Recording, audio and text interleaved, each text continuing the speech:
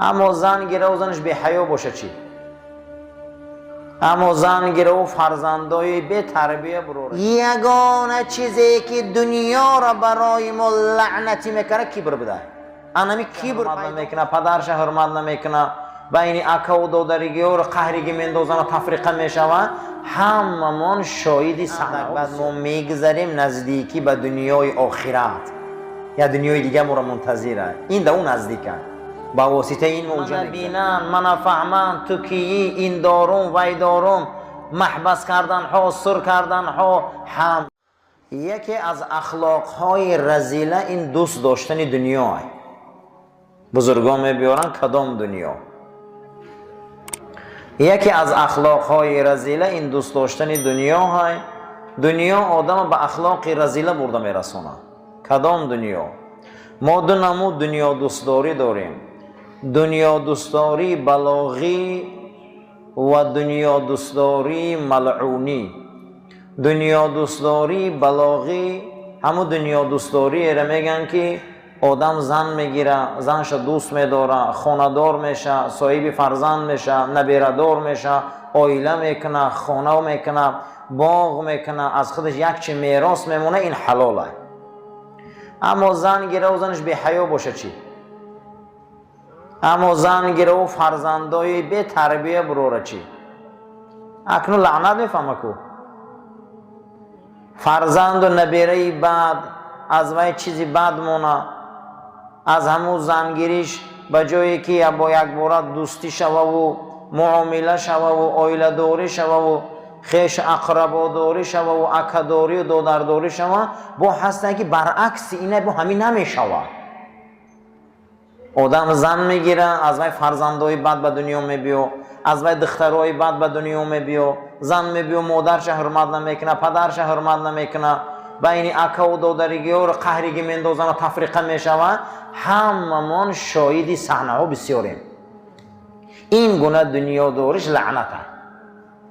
همین هم در مسئله چی؟ در مسئله دیگر کارها. آدم میخواه که ریاست گیره و آدم میخواه که رئیس شوه و آدم میخواه مقصد یک کرسی داشتینه، میتونه که به بلاغی و به رحمت رسه، میتونه که کرسی به لعنت برشه. کدام دنیاداری درسته، کدام دنیاداری درست نیست. اکنون 7 چیز هسته که اخلاق آدم رذیل میکنه، اخلاق آدم پست میکنه، اخلاق انسان خیلی به درجه سویه پست میبره. انسان ها اخلاق پست رذیل دارن. همون اخلاقی که دنیای ما را لعنتی میکنه و ما را سزاوار لعنت قرار میده و اخلاق ما اخلاق بده، انا همو در دنیاداری ما یکم کبر پیدا شود. چی عزیزان؟ کبر. اولین گناهی که خدا عبادت نشد کدام گناه بود؟ ای جانب ابلیس شد، کبر بود. اولین جنایتی که در حق خدا اجرا شد، خدا پرستش نشد، ای جانب اولین مخلوق ابلیس، نام همین جنایت چی بود؟ کبر. انا همین روز دنیا را به معنیگیش، منمنی ها، بلند روی ها، پست زنی ها، فخر فروشی ها، من بینن، من فهمن، تو کیی، این دارم وی دارم، محبس کردن ها، سر کردن ها، همش عزیزا این کبره. اولین جنایتی که خدا عبادت نشد، ای کبر سر زد. همه انمی دنیا از کبره. لیکن ابلیس همی گناهش چی گرفت؟ چی گرفت؟ لعنت. تکبر عزازیل را خار کرد. تکبر عزازیل را خار کرد، به دام لعنت گرفتار کرد. اولین گناه و جنایتی که سر زد خدا عبادت نشد، نامش چی بوده عزیزان؟ کبر. تکبر که دوست می‌داره، کبر که دوست می‌داره. اولین کلمه‌ای که در کبر پیدا می‌شود این انانیت است. چه عزیزان؟ انانیت.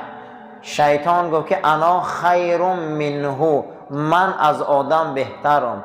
اولین کلمه‌ای که کبر در آدم نزدیک می آورده میگه که من چی بدای؟ من.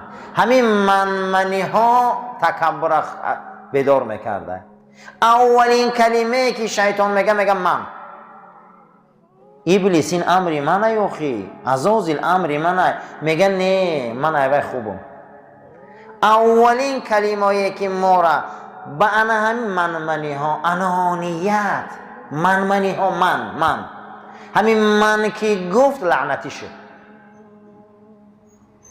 سخن از آن شیخ بستام، در دل شب در وقت الهام، به درگاه خدا دست میبرداره و میگه به درگاه خود میخواهم که نزدیک شوم. همه پیامبران الهی میخواستند که به او مقام و مرتبه درگاه نزدیک شوند. به درجه کلیمی موسی رسید. هر یک پیامبر به درجه خلیلی و به درجه ذبیحی، اما رسول ما صلی الله علیه وسلم به درجه محمودی رسید. به درجه چی؟ محمود. مقامم محمودا. همه آرزو میکنه نزد او در مقام یابه. شب آن پیری بستام گریه کرد، با یزید گفت پروردگارا منم میخوام که درگاه در نزدیک شوم.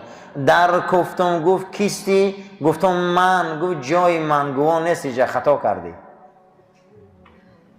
شب دوم گریه کردم، گفتم کیستی؟ میگه ندا آمد. گفتم ما.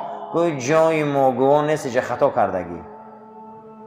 شب سیم گریه کردم، پروردگارا. گفت کیستی؟ گفتم فقط توی. گفت ها نو ایمانت کامل شده. عزیزا فقط همو های مسلمانی هم همین های.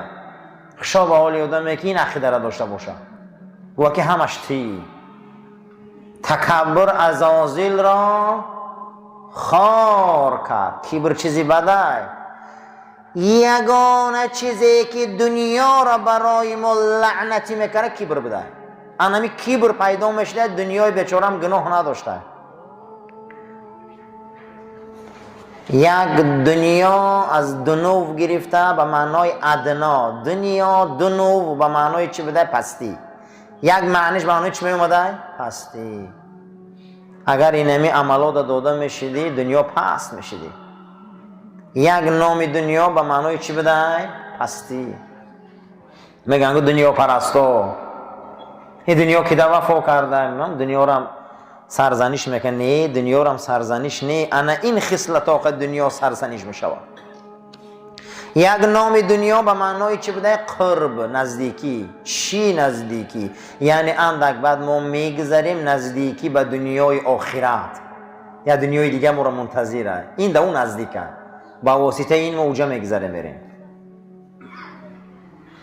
اولین چیزی که دنیای ما را رسوا میکنه، ما را اخلاق ما را رذیله میکنه، این چی بده؟ کبر.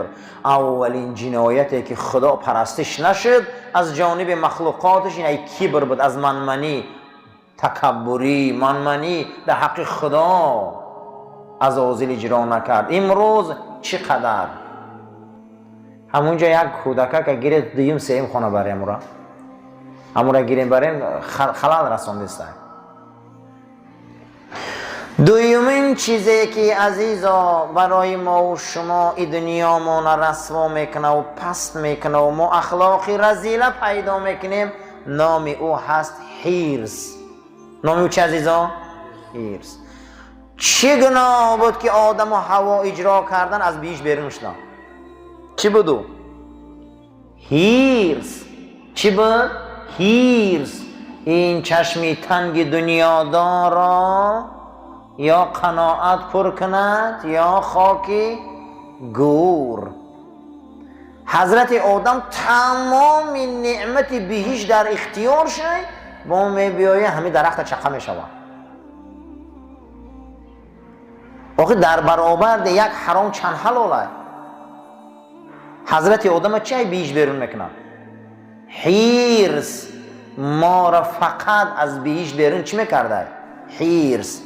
چی گریف آدم؟ چی گریف این حرص؟ هیچ. این دنیا را انا همین حریصی، این دنیا را انا همین بی‌معنیگی های حرص و تشنگی چی میکنه عزیزان؟ برای ما لعنتی میکنه.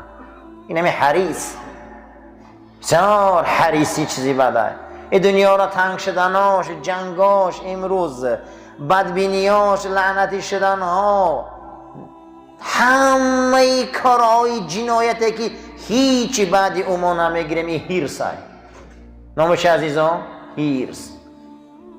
از حریصی باید ما احتیاط شویم که حضرت آدم علیه السلام با واسطه هیرس از بهشت رانده شدن، حتی که طغیان چیکار که از سرکشی از امر خدا کردن، خداوند با گناهشان را بخشید به سبب توبه. برای همین